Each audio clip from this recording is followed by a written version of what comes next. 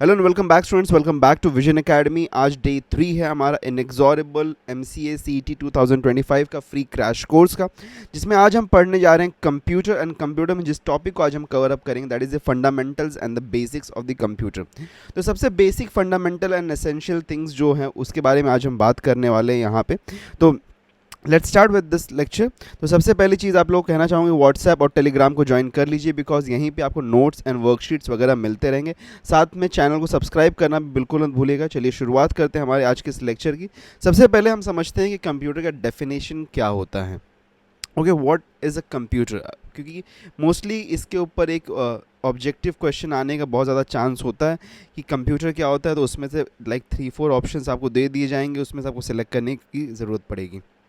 तो अब यहाँ पे अगर हम देखें तो कंप्यूटर को डिफाइन ऐसे किया जाता है कि computer is defined as a programmable, okay, it is defined as an programmable electronic device that processes, stores and manipulates data.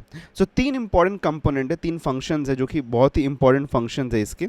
वो ये हैं कि ये स्टोर करता है, प्रोसेस करता है और डेटा को मैनिपुलेट करता है। ठीक है, तो that is the important thing. And एक यहाँ पे जो डिवाइस के बारे में अगर हम बात करें तो it is an programmable device, that means कि we can program it as per our will. तो हम जैसा चाहें इसको प्रोग्राम कर सकते हैं।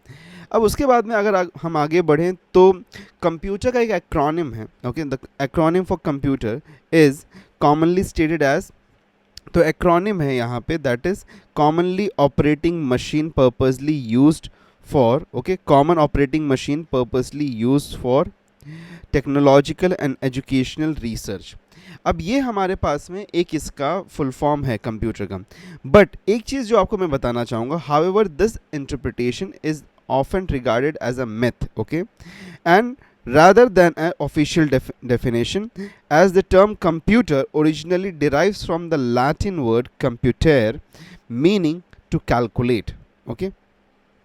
So ये जो हमारे पास में जो फुल फॉर्म है कॉमन ऑपरेटिंग मशीन या फिर कॉमनली ऑपरेटेड मशीन, एक इसका एक अनदर अल्टरनेटिव भी बन जाता है कभी कभी। वो ये होता है यहाँ पे जैसे हमने कॉमन ऑपरेटिंग मशीन लिखा है तो that can also be commonly operated machine purposely use हो, बाकी सब एज इट इज़ रहेगा। ठीक है, तो 2 वर्ड्स में यहाँ पे चेंजेस हो, लेकिन ये एक ऑफिशियल डेफिनेशन नहीं, ऑफिशियल एक्रोनिम नहीं है, एक बनाया गया है, okay, it is just made out of it. तो इसीलिए इसको हम रियल, मतलब हम ये नहीं कह सकते this is an universal or an official definition to the computer. But actual में अगर हम देखें इन रियलिटी तो it comes from the word computer, okay, computer words come from the word computer, that is a Latin word meaning to calculate, okay, because computer क्या करता है, calculations करता है majorly, okay.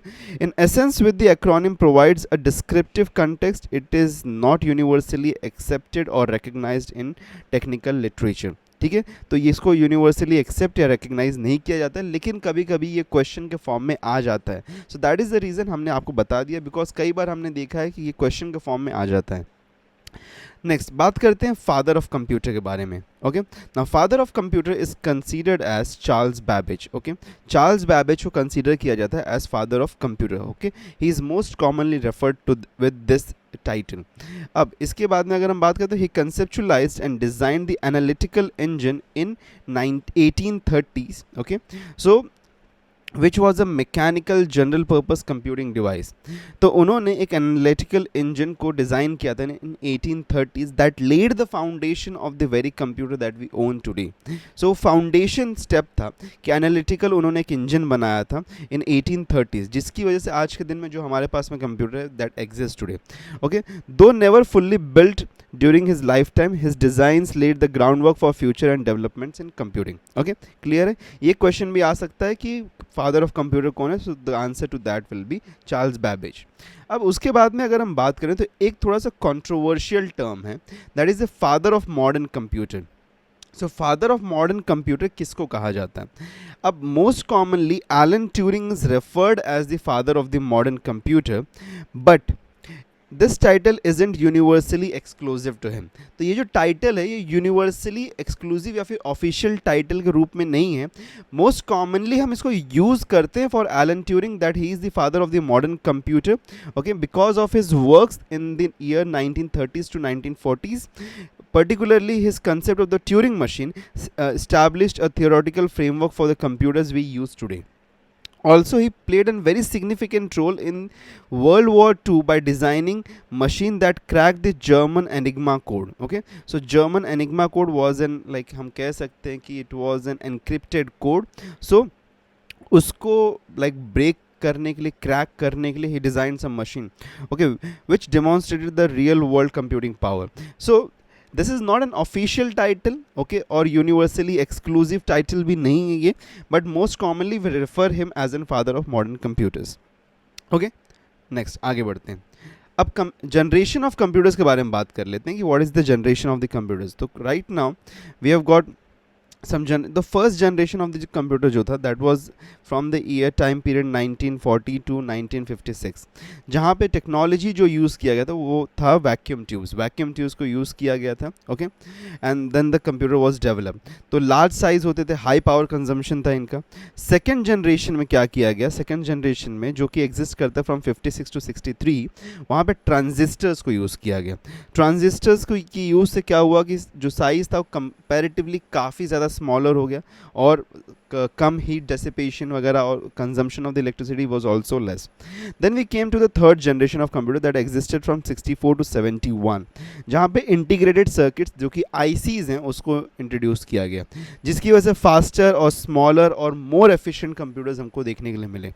Then we got the fourth generation of the computers that is from the 1971 to the present time, that is microprocessor. Okay, that used microprocessors, जो कि आज के दिन में हम लाइक सीपीयूज हम कहते हैं ना कि सीपीयूज हैं, processors. So started with the use of the micro processor, जिसके वजह से personal computers and user friendly interfaces बनना शुरू हो गए.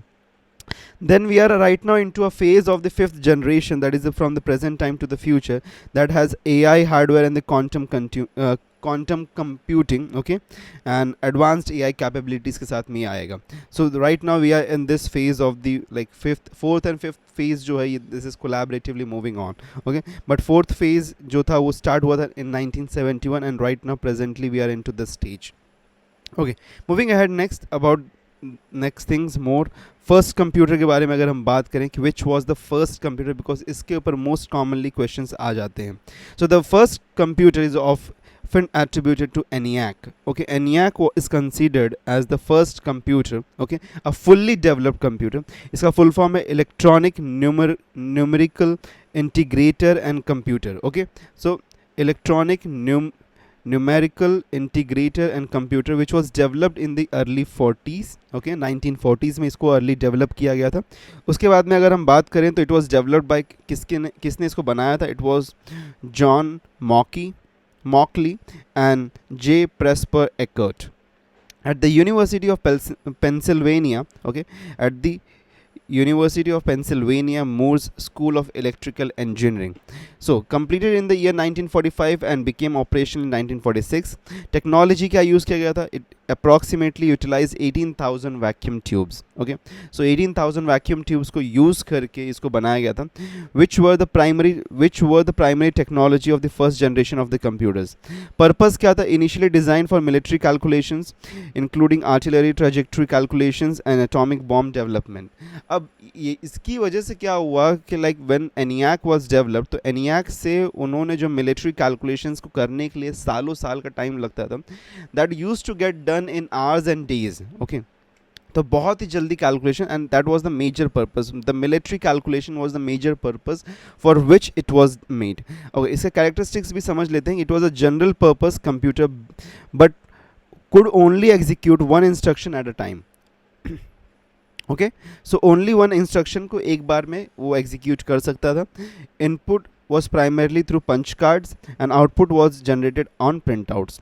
It was massive, occupying 1800 square feet and weighing nearly 30 tons. Okay, so 1800 square feets का area पे में ये बिल्ट आउट था और साथ में 30 टन्स का यहाँ पे लाइक इसका वेट था.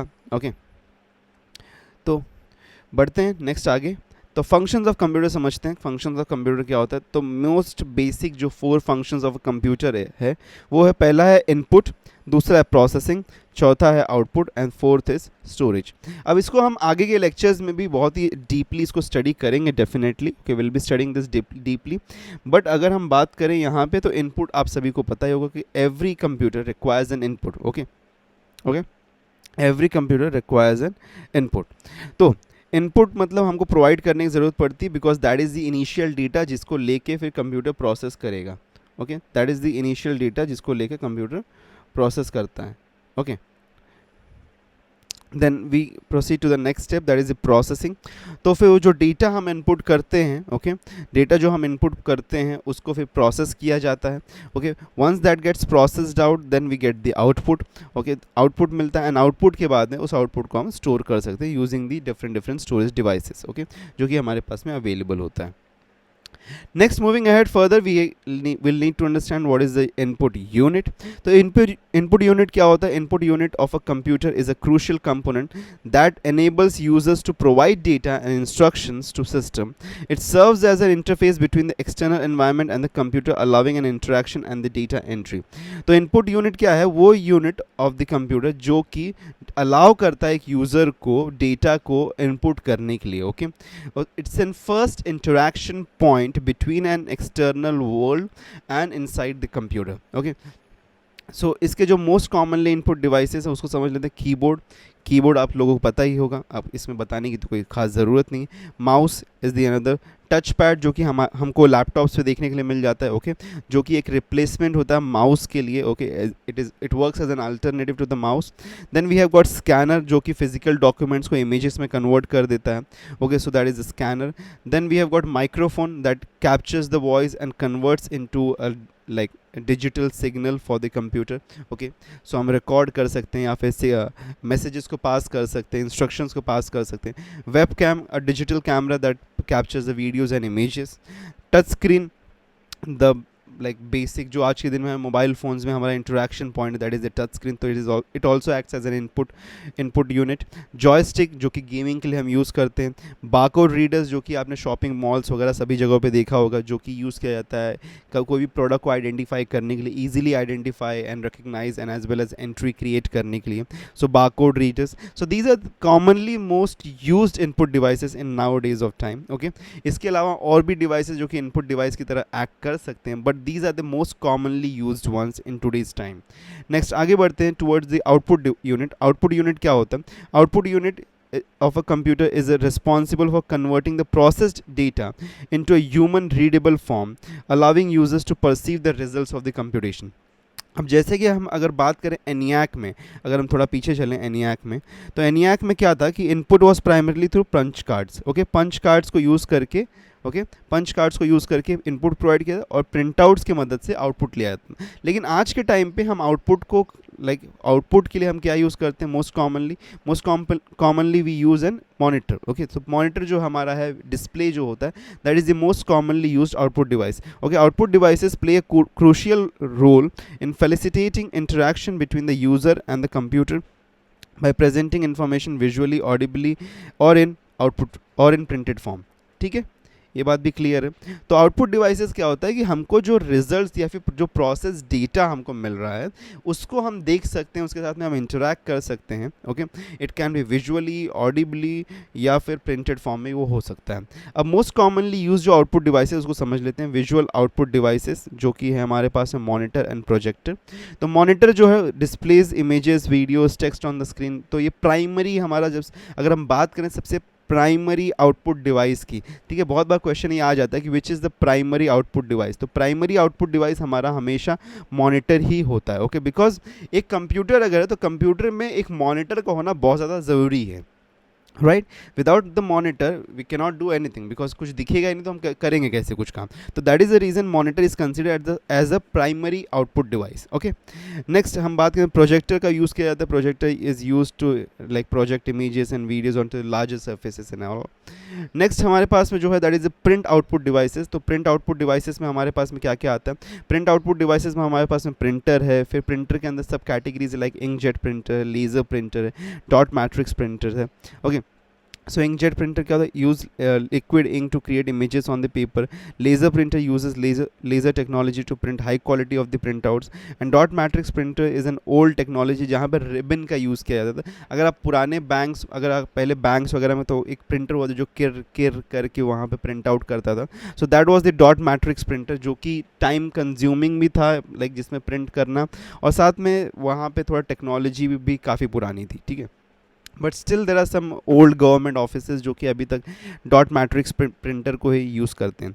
Moving ahead, next we have got audio and output devices. Okay, audio output devices में स्पीकर्स आ जाते हैं, हेडफोन आ जाते हैं जो कि आउटपुट हमको प्रोवाइड करते हैं. So using speaker and headphones we can get output. Okay, moving ahead, next then we have got something more as specialized output devices. तो specialized output devices में क्या होता है, प्लॉटर होता है. प्लॉटर का यूज़ हम करते हैं लार्ज स्केल ग्राफिक्स वगैरह के लिए, या फिर जैसे कि अब जब प्रिंटिंग के लिए आप कोई जाएंगे ना कोई बहुत बड़ा दुकान में वगैरह जहाँ पे, तो वहाँ पे प्लॉटर्स का यूज़ किया जाता है. तो सच एस आर्किटेक्चरल ब्लूप्रिंट्स वगैरह सब जो बड़े बड़े प्रिंट्स होते हैं उनको प्रिंट करने के लिए प्लॉटर का यूज़ किया जाता है. Then we have got Braille embosser. Braille embosser क्या होता है, converts the text into Braille for visually impaired users. तो टेक्स्ट जो होता है उसको ब्रेल के लैंग्वेज में कन्वर्ट करके प्रिंट करता है. Okay, so that is the Braille embosser. Then we have got 3D printer, जो कि न्यू टेक्नोलॉजी है जिसको यूज़ करके हम 3D मॉडल्स को क्रिएट कर सकते हैं. Okay, so we can print anything into a 3D. Okay, so 3D form में हम जब प्रिंट कर सकते हैं जिस चीज़ लाइक, तो उसके लिए हम यूज़ करते हैं 3D प्रिंटर्स को. Next we come up with a like important part of a computer, that is CPU. अब CPU के लिए एक चीज़ समझ लो, यहाँ पे CPU को multiple names से बुलाया जाता है. The first one that we have is a central processing unit, that is the full form of the CPU. उसी के साथ में हमारे पास में central processor होता है, main processor, या फिर simply as a processor. तो ये सारे जो नाम है ना, ये सब CPU के नाम है. हम central processor बोले, main processor बोले, या फिर processor बोले, तो we call it at, हम इसको कुछ भी बुलाएं. Okay, we call it as anything. Okay, but उसका मीनिंग सेम है, इट इज़ अ CPU. तो ये क्या काम क्या करता है, the primary component of the computer. Okay, responsible for executing instructions from a software and performing calculations. It acts the control centre of the computer, coordinating the activities of all other components. तो CPU जो है ना, it is the heart of the computer, मतलब वो सबसे important component है. Okay, computer का. अगर CPU नहीं रहेगा तो हमारे पास में कुछ भी, मतलब in a way we do not have a computer. So computer होने के लिए CPU का होना सबसे ज़्यादा ज़रूरी है. ठीक है, और CPU रिसाइड कहाँ करता है, CPU resides on, okay, CPU it resides on motherboard. ठीक है, मदरबोर्ड क्या होता है, motherboard the name itself suggest कि मदरबोर्ड एक ऐसा लॉजिक बोर्ड होता है, like it's kind of an, अगर आप कभी भी कंप्यूटर को ओपन करो तो आपको एक ग्रीन कलर का या ब्लू कलर का पैनल देखने के लिए मिलेगा. सो दैट इज़ द मदरबोर्ड, जहाँ पे सारे कंपोनेंट जैसे कि आपका CPU हो गया, रैम हो गया, फिर आपका जो भी स्टोरेज डिवाइसेस, तो सब कुछ जहाँ पे कनेक्ट होते हैं उसको हम कहते हैं मदरबोर्ड. ओके, इसको अदर फॉर्म में हम लॉजिक बोर्ड वगैरह भी कहते हैं इसको. ठीक है, तो नेक्स्ट बात करते हैं CPU के कंपोनेंट्स क्या क्या हैं. तो CPU कंपोनेंट्स के बारे में अगर हम बात करेंगे तो मोस्ट इंपॉर्टेंट कंपोनेंट जो है वो है arithmetic logic unit and control unit.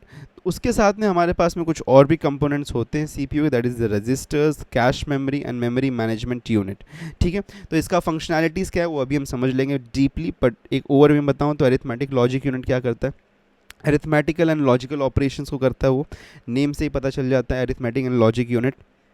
उसी के साथ में कंट्रोल यूनिट जो है वो क्या करता है, directs the operation with in the CPU. तो जो भी ऑपरेशंस होते हैं, जो डेटा का फ्लो होता है, या फिर कौन सा ऑपरेशन पहले होगा, किस वे से होगा, कैसे सिंक्रोनाइजेशन होगा, तो वो सारी चीज़ों को काम, जो वो सारी चीज़ों का जो काम होता है ना, वो कंट्रोल यूनिट करता है. फिर उसके बाद में रजिस्टर्स आते हैं. रजिस्टर्स जो होते हैं ये टेम्परेरी डेटा को होल्ड करते हैं. Okay, registers hold temporary data and instructions. Then we have got cache memory. Cache memory जो है ये fast access to frequently use data को प्रोवाइड करता है. तो कैश मेमोरी को हम ये भी कह सकते हैं it is one of the fastest. अगर हमारे पास में ऑप्शन में बोला कि which is the fastest memory and cache memory अगर उसके अंदर अवेलेबल, दैट मीन्स कि यहाँ पे जो हमारा राइट ऑप्शन होगा that will be the cache memory. ठीक है, देन मेमोरी मैनेजमेंट यूनिट होता है जो कि management of the data flow को ऑपरेट करता है between the RAM and the CPU. तो रैम और CPU के बीच में जो डेटा फ्लो है उसको जो मैनेजमेंट है, उसका जो मैनेजमेंट है वो मेमोरी मैनेजमेंट यूनिट करता है, MMU करता है. अब ALU के बारे में हम थोड़ा तो समझ ही चुके हैं, लेकिन फिर भी अच्छे से तरीके से समझ लेते हैं। The ALU performs all arithmetic and arithmetic operations such as addition, subtraction, multiplication and division, and logical operations भी करता है, जैसे कि कंपैरिजन एंड बिटवाइज ऑपरेशंस। तो कंपैरिजन वगैरह भी, या फिर कोई भी लॉजिकल ऑपरेशन अगर हो गया है तो वो सारी चीज़ें जो होती हैं वो अरिथमेटिक एंड लॉजिक यूनिट करता है। इसका रोल क्या है? It is essential for executing the mathematical calculations required by the programs. तो जो भी मैथमेटिकल कैलकुलेशंस होते हैं, जो भी कुछ काम होता है जो कि लाइक एक तरीके से मैथमेटिक्स या फिर लॉजिक्स को इन्वॉल्व करता है, तो वो सारा काम जो होता है वो अरिथमेटिक एंड लॉजिक यूनिट करता है। Next we have got an control unit. तो control unit okay commonly referred as CU। ओके, CU इसका शॉर्ट फॉर्म होता है, जैसे कि अरिथमेटिक एंड लॉजिक यूनिट का ALU होता है, कंट्रोल यूनिट को हम CU कहते हैं। The CU directs the operation by the CPU by fetching instruction from memory, decoding them and executing them by coordinating the actions by the ALU and the other components। तो ALU okay, ALU के साथ में plus जो other components हैं, मतलब कि कौन सा कंपोनेंट का इन्वॉल्वमेंट लगेगा, कौन कौन से कंपोनेंट्स इसके इन्वॉल्व होने वाले हैं जो कि एक प्रोसेस या फिर एक ऑपरेशन से डील आउट करने वाले, तो वो सारी चीज़ों का जो कोऑर्डिनेशन है ना, वो काम करने का काम कौन करता है? वो कंट्रोल यूनिट करता है। उसके बाद में हमारे पास में उसका अगर रोल के बारे में तो manage the flow of the data with in the CPU and between the CPU and other parts of the computer. तो डेटा किस तरीके से फ्लो करेगा, ऑपरेशंस किस तरीके से डील आउट होंगे, वो सारे काम जो है वो कंट्रोल यूनिट करता है। Next we have got memory management unit. ठीक है, memory management unit that is the MMU। तो मेमोरी मैनेजमेंट यूनिट में क्या होता है कि मेमोरी मैनेजमेंट यूनिट का अगर हम बात करें तो इसका रिस्पॉन्सिबिलिटी का responsible for managing the data flow between the CPU and the main memory RAM। तो main memory that is the RAM और CPU के बीच में जो डेटा का फ्लो का मैनेजमेंट है, that is done by the memory management unit. Okay, it handles tasks such as address translation, converting virtual address used by the programs into physical addresses in RAM, and additionally it provides memory protection, ensuring that the processes do not interfere with each other's memory spaces। इसका location कहाँ होता है ये बहुत important है। The MMU typically located between the CPU and the main memory।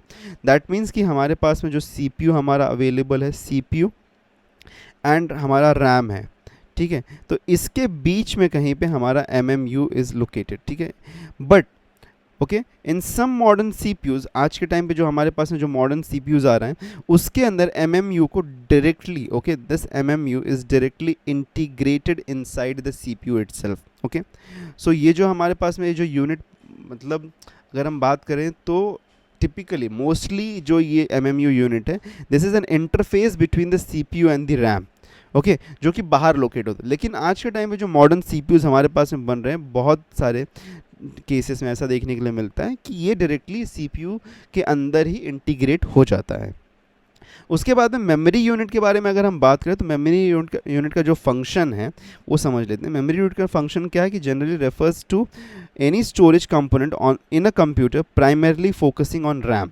ठीक है, तो मेमोरी यूनिट में हम प्राइमरली रैम को फोकस करते हैं। ठीक है, वी आर जब भी हम मेमोरी यूनिट बोलेंगे that means we are talking about the RAM. Okay, it encompasses a broader range of the memory types without the specific management functionalities provided by the MMU। तो इसका जो management functionalities है वो इसके पास में नहीं होता है, उसके लिए हमको MMU का रिक्वायरमेंट होता है। अब लोकेशन के बारे में बात करें तो मेमोरी यूनिट जो होता है generally refers to the main memory that is RAM which is physically separate from the CPU। तो CPU से अलग होता है।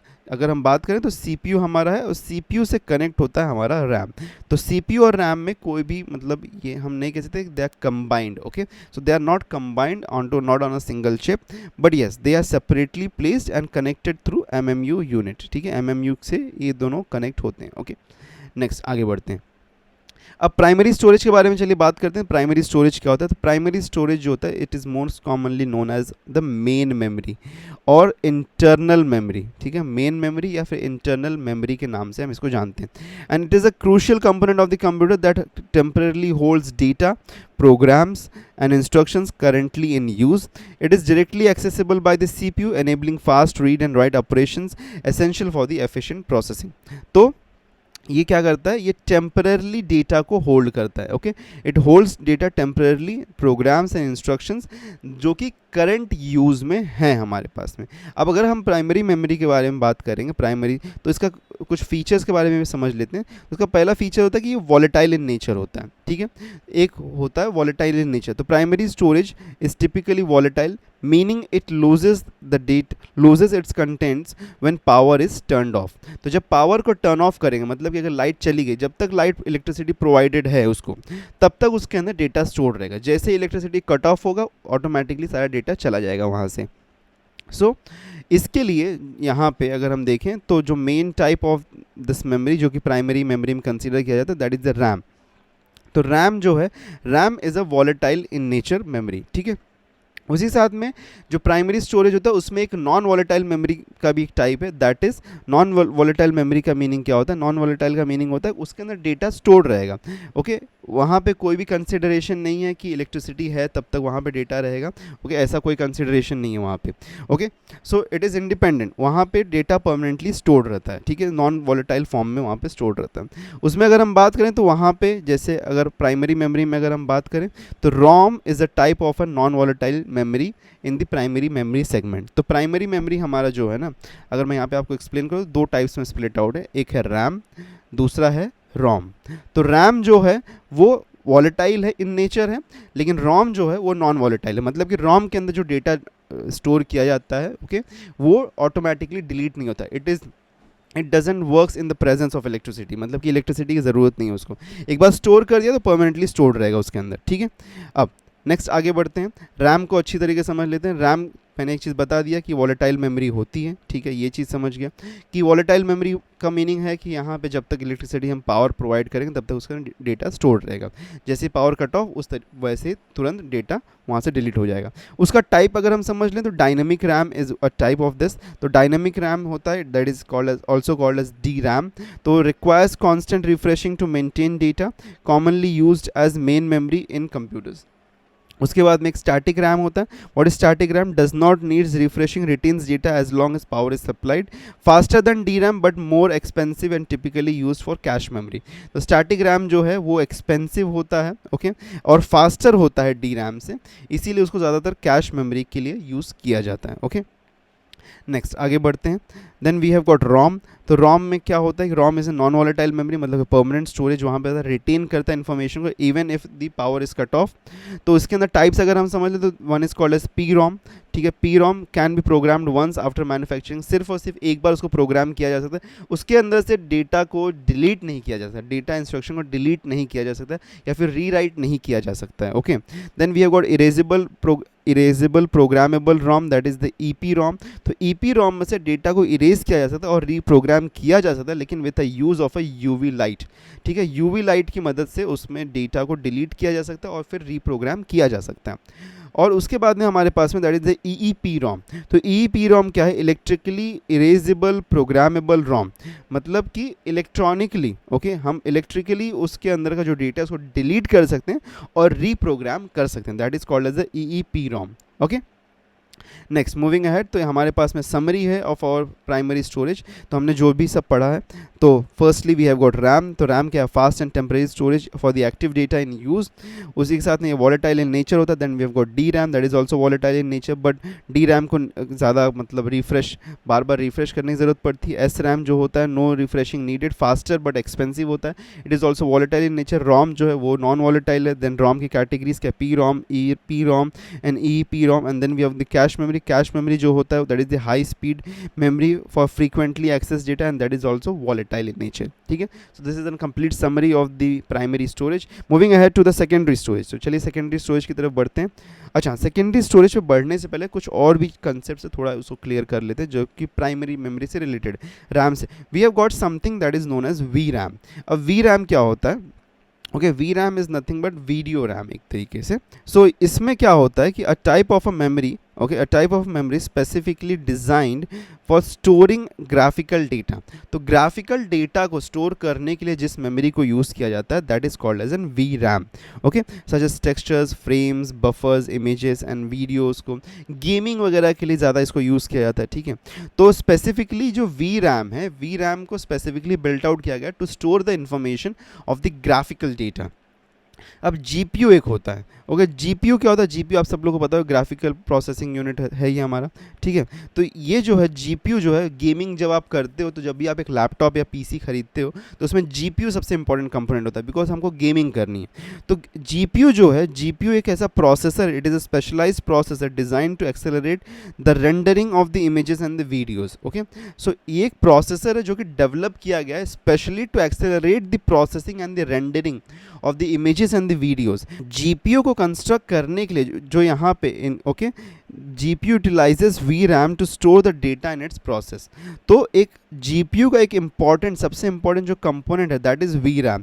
तो V RAM is used inside GPU. Okay, it's an primary component of the GPU that is used to store data of the graphics, that is graphical data को store करने के लिए। ठीक है, नेक्स्ट, तो इसमें हम थोड़ा इसका समरी अगर हम समझें तो, हाँ समरी नहीं, अगर हम बात करें like for example, yes, RAM के बारे में, तो रैम में दो कैटेगरीज होती है, that is an single ported. ठीक है, सिंगल पोर्टेड रैम होता है एंड उसी के साथ में डुअल पोर्टेड रैम भी होता है। ठीक है, तो single ported and dual ported RAM हमारे पास में होता है। तो सिंगल पोर्टेड रैम क्या होता है कि इसके अंदर one operation at a time चल सकता है, मतलब एक बार में सिर्फ और सिर्फ एक ऑपरेशन होगा। लेकिन डुअल पोर्टेड रैम जो होता है उसके अंदर दो ऑपरेशंस, मतलब कि रीड एंड राइट एक साथ में चल सकते हैं उसके साथ में। अब परफॉर्मेंस जो होता है, ये लिमिटेड बैंडविड्थ होता है, पोटेंशियल बॉटलनेक्स होता है, बट यहाँ पे हायर बैंडविड्थ हमको मिलता है। Simpler design, complex design.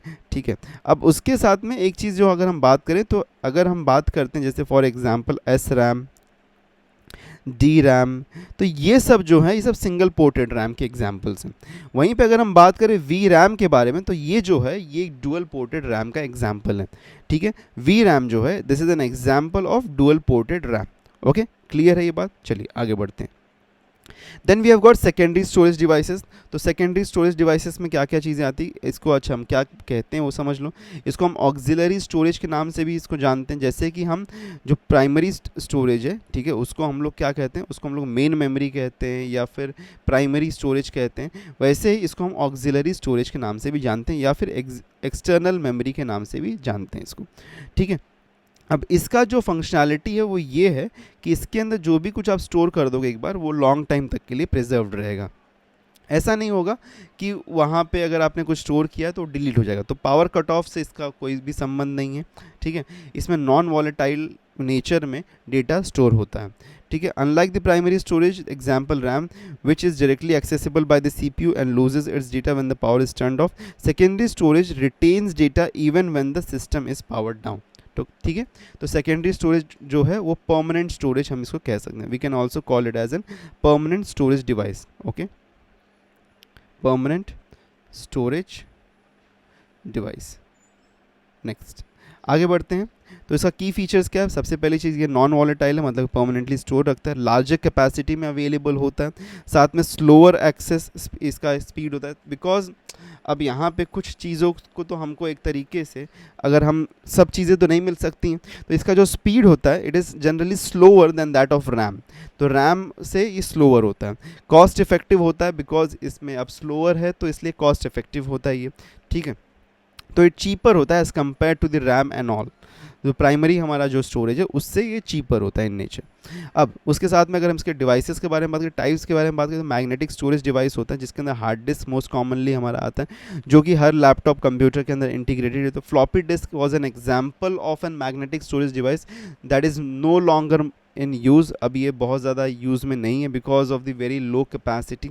Okay, so ये 2 MB 3 MB इसके साइज इसमें जनरली फ्लॉपी डिस्क आते थे, जो कि अब यूज़ नहीं है। अब 2-3 MB में क्या आपका तो आज के टाइम में एक फ़ोटो भी नहीं स्टोर हो पाएगा। सो that is the reason now it is no more used, but it was an example of a magnetic storage device. Moving ahead, next we have got a solid state device. Okay, तो solid state device ने drives, okay, SSDs जिसको हम कहते हैं, तो जो कि more faster होते हैं than the SDDs, that is the hard disk। तो hard disk जो होते हैं उससे फास्टर होते हैं। Okay, then we have got optical storage devices जो कि सीडीज, डीवीडीज, ब्लोरे डिस्क, तो ये सभी जो एग्जांपल हैं ये हैं ऑप्टिकल स्टोरेज डिवाइसेस के। Moving ahead next, then we have got external storage devices such as USB flash drives जो कि पेन ड्राइव्स होते हैं, साथ में external hard drives, okay, that we use for the backup and all, and साथ में हमारे पास में क्लाउड स्टोरेज भी आज के टाइम पे अवेलेबल है। सो क्लाउड स्टोरेज क्या है, जैसे कि हमारे पास में गूगल ड्राइव है, ठीक है, गूगल ड्राइव हो गया, ओके, देन या फिर हमारे पास में आई क्लाउड हो गया, ओके, आई क्लाउड, या फिर OneDrive that is by Microsoft, या फिर ड्रॉप बॉक्स। तो ये सब क्या है, these are all examples of the cloud storage devices, okay, जो कि परमानेंट इन नेचर रहते हैं, ऐसा नहीं कि इसके अंदर आपने कुछ स्टोर किया कुछ टाइम बाद डिलीट हो जाएगा, ठीक है। Moving ahead next, we have got the bus. अब बस क्या होता है कंप्यूटर में, उसको समझना बहुत ज़्यादा इंपॉर्टेंट है। अब bus in a computer is a communication device that transfers data between various components, okay, so it's an component in the computer जो कि transfer of the data between the various components such as the CPU, memory, peripheral devices, उसको उसको पूरा करने के लिए help out करता है। सो ये इसलिए bus is an very important component जो कि कनेक्टिविटी पे ध्यान देता है, okay. So we can say that without buses it will be nearly impossible for devices और the components of the computer to communicate with each other, okay. Moving ahead next, then the type of the buses को हम समझ लेते हैं, and then we have got first one is the address bus. तो address bus क्या होता है कि carries information about the memory address from which data is to be read और रेड और राइट। तो रीड या राइट करने के लिए जो मेमोरी एड्रेस होता है उसको कैरी कौन करता है, उसको कैरी करता है एड्रेस बस, ठीक है।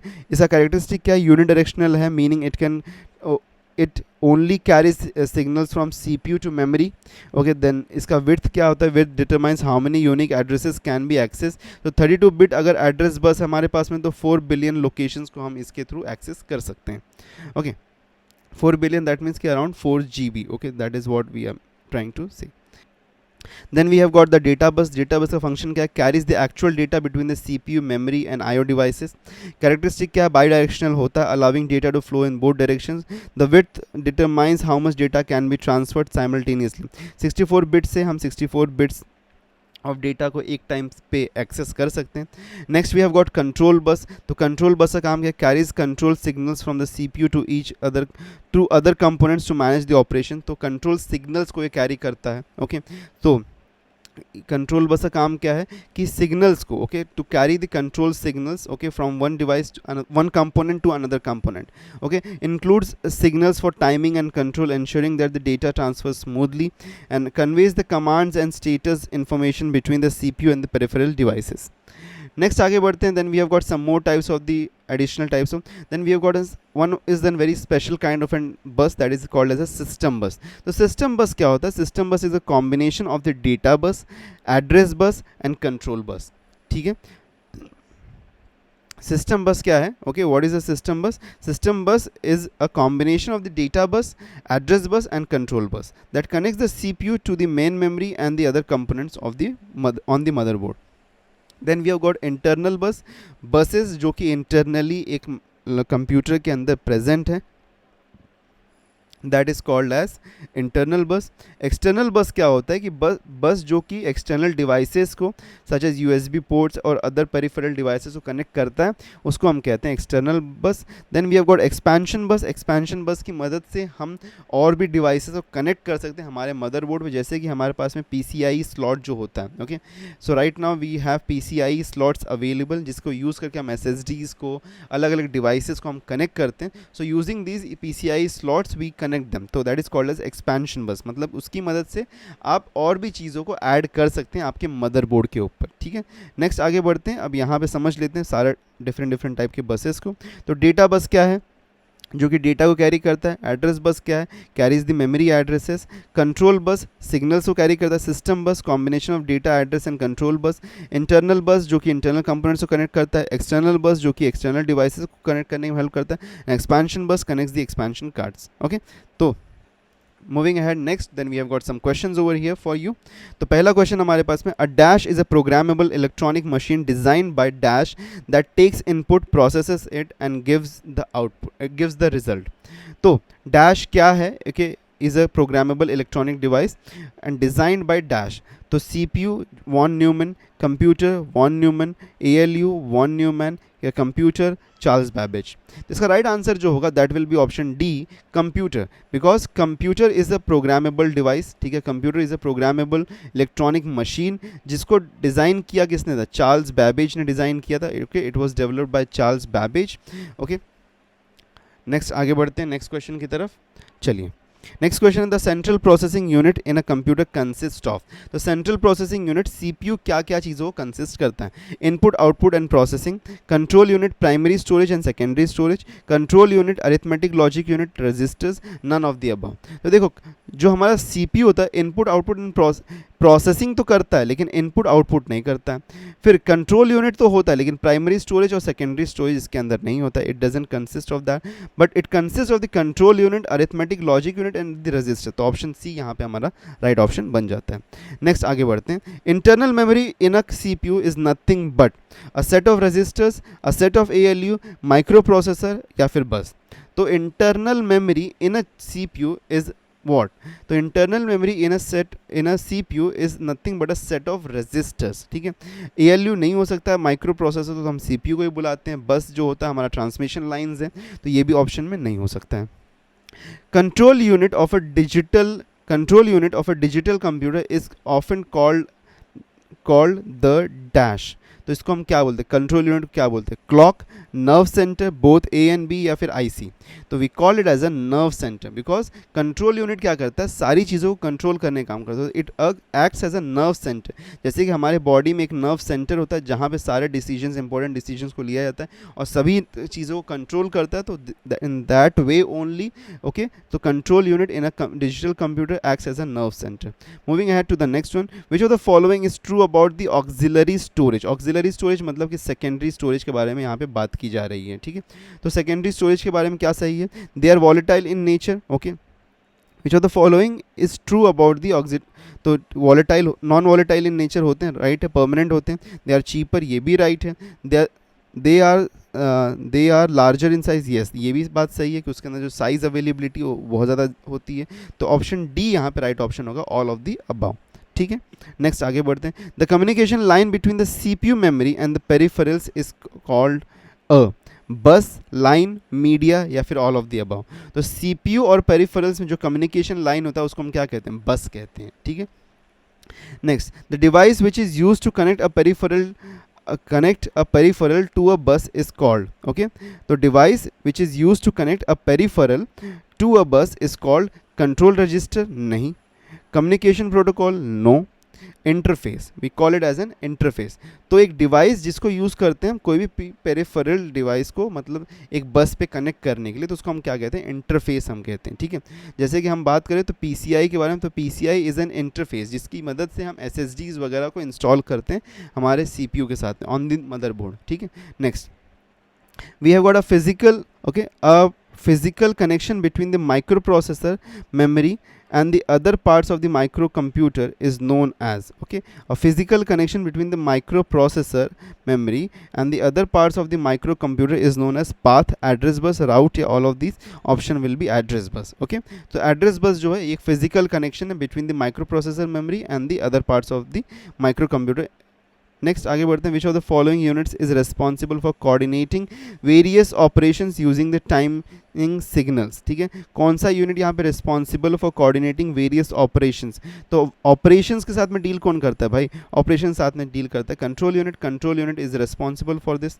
Moving ahead, next we have got the higher the resolution of a monitor, the higher the pixel, less clear the screen is, further apart the pixel, close together the pixel। तो close together pixel, जितना एक हमारा जो monitor होता है, monitor का resolution जैसे कि HD है कि फुल HD है, ओके, 4K अल्ट्रा HD है या फिर 4K है, 16K है, जो भी है हमारे पास में, 8K है, 6K है, तो जब भी हमारा रेजोल्यूशन इंक्रीज़ करता है दैट मीन्स कि पिक्सल्स जो हमारे होते हैं, पिक्सल डेंसिटी इंक्रीज करता है। Okay, pixel density increases, okay, pixel density increase होता है, और पिक्सल डेंसिटी जब इंक्रीज़ होगा तो जब हमारे पास में समझ लो कि अगर हमारे पास में ब्लॉक था, तो पहले अगर हमारे ऐसे पिक्सल्स अरेंज थे, तो अगर हमारी यहाँ पे हमारा यहाँ पे रेजोल्यूशन इंक्रीज़ होता है, like for example if I moving from HD to ultra HD, so this will look something like this. तो उसमें क्या होगा कि बहुत ही क्लोजली, बहुत ही फाइन लाइंस पे इस तरीके से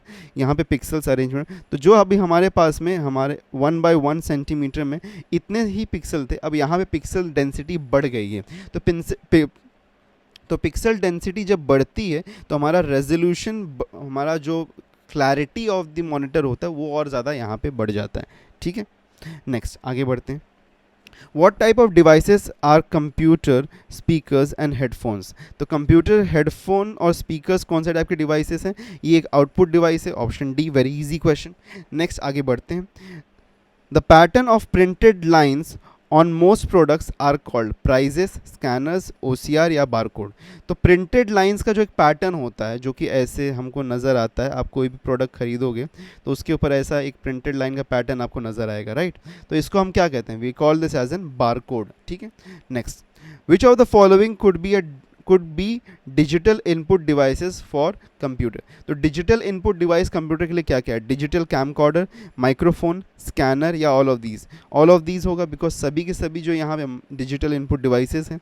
नेक्स्ट आगे बढ़ते हैं। External devices such as printers, keyboards and modems are known as add on devices, PC expansion slots, peripherals या स्पेशल बाइज? तो इसका राइट आंसर जो है ऑप्शन सी है, पेरिफेरल्स। ठीक है, external devices such as printer, keyboard जो होते हैं, जो भी एक्सटर्नल डिवाइसेस हमारे पास में होते हैं कंप्यूटर में जो हम कनेक्ट करते हैं, उसको हम क्या कहते हैं? We call it as peripherals. ठीक है, नेक्स्ट आगे बढ़ते हैं। Which key is used in combination with an another key to perform a specific task? तो कौन सी की को एक दूसरे की के कॉम्बिनेशन साथ में यूज़ किया जाता है? फंक्शन की। ओके, फंक्शन की क्या इंडिपेंडेंटली वर्क कर सकता है? Yes, it can work independently. बहुत बार प्रोग्राम किया है, F1 टू F12 जो हमारे पास फंक्शन कीज होते हैं उसको इंडिपेंडेंटली प्रोग्राम किया जा सकता है, तो ये they can work individually. Space bar की स्पेस देने के लिए यूज़ किया जा सकता है। एरो की, उसको भी इंडिपेंडेंटली यूज़ किया। कंट्रोल की जो होता है उसको इंडिपेंडेंटली यूज़ नहीं किया जा सकता है, उसके साथ में एक कॉम्बिनेशन यूज़ करना पड़ता है, then only it is functionable. तो option D will be the right option. ठीक है, so these were the 15 questions और साथ में a lot of the theory that we have done for the computer fundamentals। इसके अलावा हम और भी चीज़ों को कवर अप करेंगे हमारे अपकमिंग फर्दर लेक्चर्स में, सो डेफिनेटली आप ज्वाइन करके रखिए हमको। ओके, और साथ में आज के दिन में आपको एक वर्कशीट भी दिया जाएगा, तो वर्कशीट को डाउनलोड करने के लिए आपको क्या करना है? वर्कशीट को डाउनलोड करने के लिए आपको टेलीग्राम या फिर व्हाट्सएप को ज्वाइन कर लेना है, उसके ऊपर आपको वर्कशीट मिल जाएगी, तो आप उसको लेके फिर प्रैक्टिस कर सकते हैं। ठीक है, उसी के साथ में अगर हम बात करें तो कल के दिन में हमारा जो लेक्चर होने वाला, that will be the day 4 lecture, जो कि कल के दिन में होने वाला फॉर क्यूब एंड डाइस। तो क्यूब एंड डाइस का रीजनिंग का कल के दिन में लेक्चर हमारा शेड्यूल्ड आउट, उसको भी मिस आउट बिल्कुल भी मत करिएगा। 8 PM daily we are doing the complete course for MCA CET 2025। ठीक है, तो चैनल को सब्सक्राइब अगर अभी तक नहीं किया तो सब्सक्राइब कर लेना, साथ में चैनल्स को ज्वाइन कर लेना। मिलते हैं नेक्स्ट वीडियो में, till then take care and good bye.